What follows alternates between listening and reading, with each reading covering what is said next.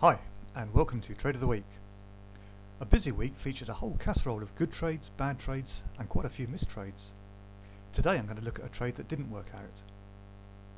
Any seasoned trader will tell you that taking losses is all part of the job. The trick is to limit the losses and to analyse the reasons for the loss. On Tuesday I wrote about how I fancied selling dollar CAD to target parity.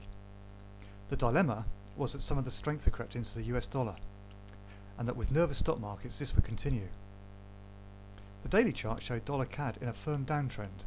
However, dollar strength had taken the rate up above the support and resistance line at 106.50 and briefly above the downtrend and the 107 level, shown here.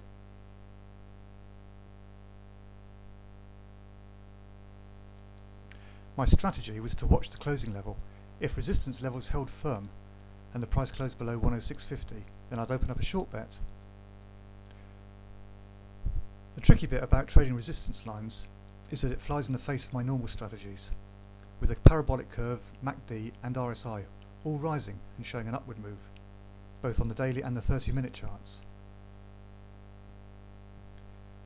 I had several options of where to place my stop loss on this trade. The downtrend line was roughly 106.80, the 50-day moving average is at 107.06, and the previous day's high was 107.15. I could have placed a tight stop just above the trend line, but I reasoned that if I was looking for a 600 pip move down to parity, I could afford to give up a few pips. I decided to place my stop loss at 107.10, far enough above the big figure to escape the odd spike through, but near enough to get me out if I was wrong. My profit strategy was to target T1 at plus 30 pips, then to run the balance with a stop loss, initially at break even, then trailing the price down at a safe distance, probably about 50 pips.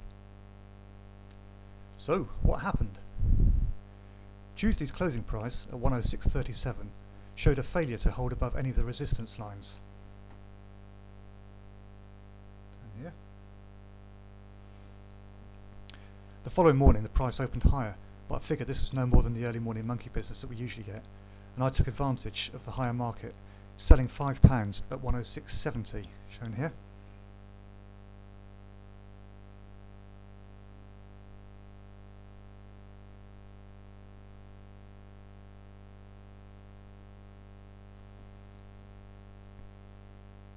Had I overslept, I'd probably have missed the trade altogether, because by 9 o'clock the price had broken above 107, and by 9:30 I was stopped out.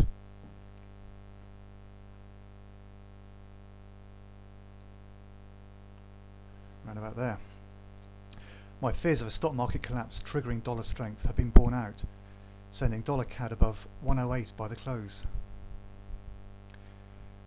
I took a 40-point hit on the £5, giving a loss of £200. An irritation, but all part of trading.